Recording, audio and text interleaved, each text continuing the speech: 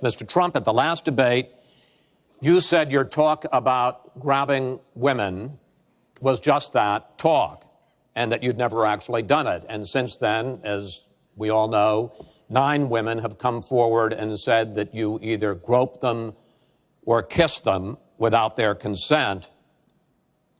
Why would so many different women from so many different circumstances over so many different years, why would they all in this last couple of weeks make up, you deny this, why would they all make up these stories? And since this is a question for both of you, Secretary Clinton, Mr. Trump says what your husband did and that you defended was even worse. Mr. Trump, you go first. Well, first of all, those stories have been largely debunked. Those people, I don't know those people. I have a feeling how they came. I believe it was her campaign that did it. Just like if you look at what came out today on the clips, where I was wondering what happened with my rally in Chicago and other rallies where we had such violence. She's the one in Obama that caused the violence.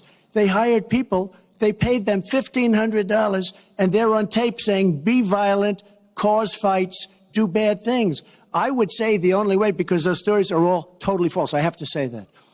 And I didn't even apologize to my wife, who's sitting right here, because I didn't do anything. I didn't know any of these women. I didn't see these women. These women, the woman on the plane, the woman, I think they want either fame or her campaign did it. And I think it's her campaign, because what I saw, what they did, which is a criminal act, by the way, where they're telling people to go out and start fistfights and start violence. And I'll tell you what, in particular in Chicago, people were hurt and people could have been killed in that riot. And that was now all on tape, started by her. I believe, Chris, that she got these people to step forward. If it wasn't, they get their 10 minutes of fame. But they were all totally, it was all fiction. It was lies and it was fiction. Well, Secretary Clinton. At the last debate, we heard Donald talking about what he did to women. And after that, a number of women have come forward saying that's exactly what he did to them. Now, what was his response? Well, he held a number of big rallies where he said that he could not possibly have done those things to those women because they were not attractive enough for them to be assaulted. I did not say that. In fact, he went on to say... Her 2 minutes, sir, her 2 minutes. But did not say that. It's her 2 minutes. He went on to say, look at her. I don't think so. About another woman, he said, that wouldn't be my first choice. He attacked the woman reporter writing the story, called her disgusting, as he has called a number of women during this campaign.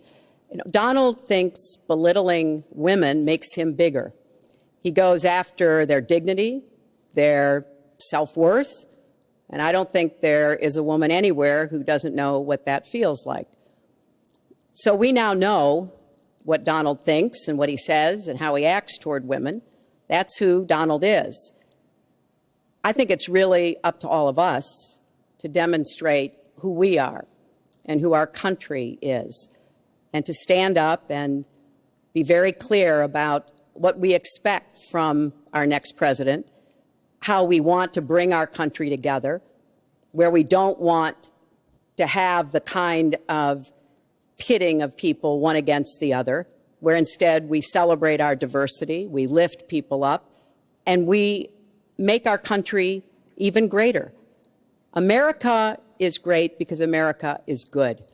And it really is up to all of us to make that true now and in the future, and particularly for our children and our grandchildren. Mr. Trump.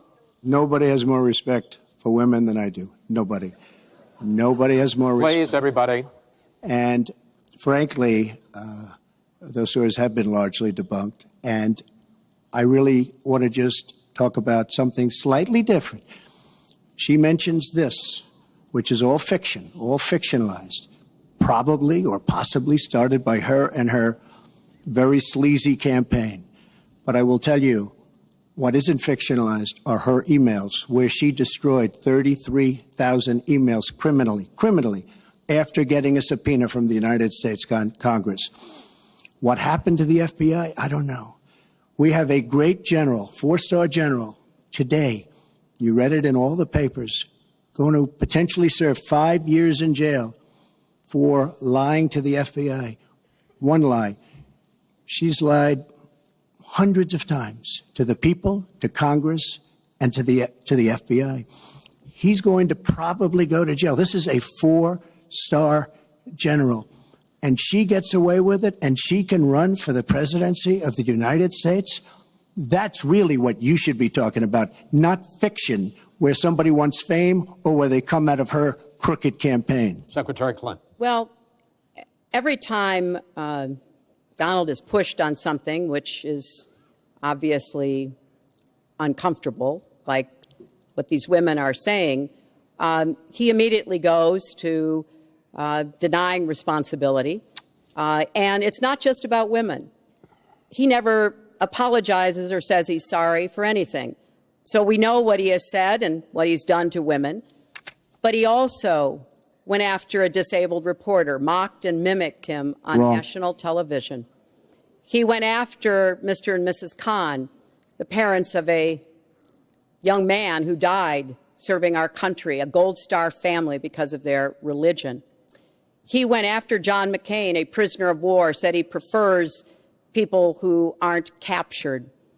He went after a federal judge, born in Indiana, but who Donald said couldn't be trusted to try the fraud and racketeering case against Trump University because his parents were Mexican. So it's not one thing. This is a pattern of divisiveness, of a very dark and in many ways dangerous vision of our country, where he incites violence, where he applauds people who are pushing and pulling and punching at his rallies. That is not who America is. And I hope that as we move in the last weeks of this campaign, more and more people will understand what's at stake in this election. It really does come down to what kind of country we are going to have.